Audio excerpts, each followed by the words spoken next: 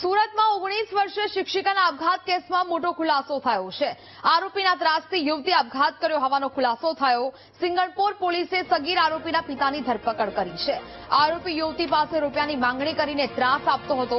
Police દ્વારા મૃતક યુવતીના મોબાઈલની હાલ તો તપાસ છે તે કરવામાં આવી રહી છે। રૂપિયાની માંગણી કરીને તેને ત્રાસ આપવામાં આવતો હતો।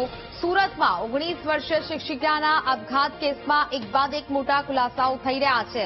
હાલ તો આ સમગ્ર કેસને લઈને હવે પોલીસ છે તે તપાસ કરી રહી છે।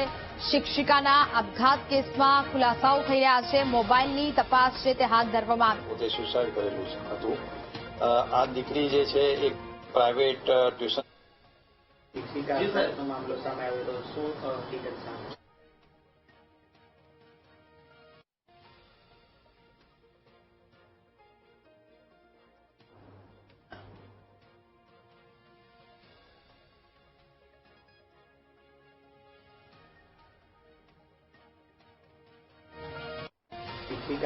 મામલો સામે આવ્યો હતો, શું હકીકત સામે?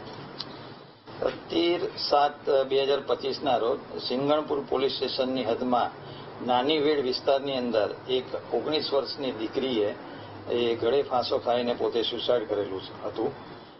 આ દીકરી જે છે એક પ્રાઇવેટ ટ્યુશન ક્લાસીસની અંદર પોતે આસિસ્ટન્ટ તરીકે નોકરી કરતી હતી, પરંતુ તેણે 13મી તારીખે સાંજે 7:30ની આસપાસ પોતે પોતાના ઘરે દુપટ્ટાથી મતલબ ગળે ફાંસો ખાઈને સુસાઇડ કરેલું હતું।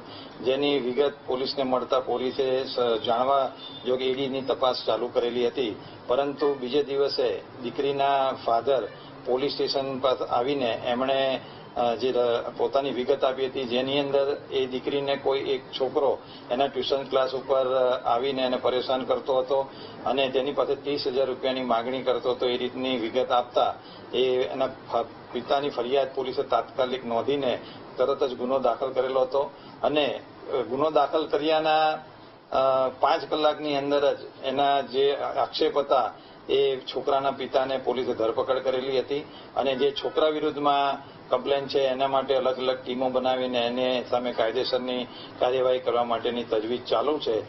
ગઈકાલે પોલીસ અધિકારીઓ દ્વારા છોકરીના પિતા સાથે મુલાકાત કરવામાં આવેલી હતી અને તેમની સાથે સમાજના આગેવાનો પણ આવેલા હતા। તેમની સાથે ઊંડાણપૂર્વક ચર્ચા કરીને એમની જે રજૂઆત હતી એ પોલીસે સાંભળી અને એ દિશામાં પોલીસે કાર્યવાહી કરેલી છે।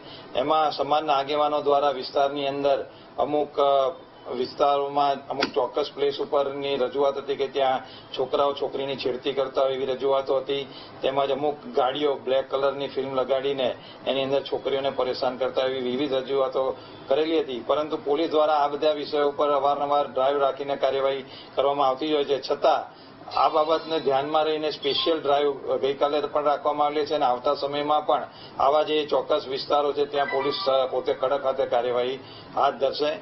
આગેવાનો અને તેના પિતા સાથે વાતચીતથી તેઓ પોલીસની કાર્યવાહીથી સંપૂર્ણપણે તે લોકોને સંતોષ છે અને હાલમાં જે એના પિતાની ધરપકડ કરી છે અને આગળમાં એની પૂછપરછ કરવામાં આવશે અને આક્ષેપો જે કરેલા છે તે અનુસંધાને કાયદેસરની કાર્યવાહી હાથ ધરવામાં આવશે। Thank you.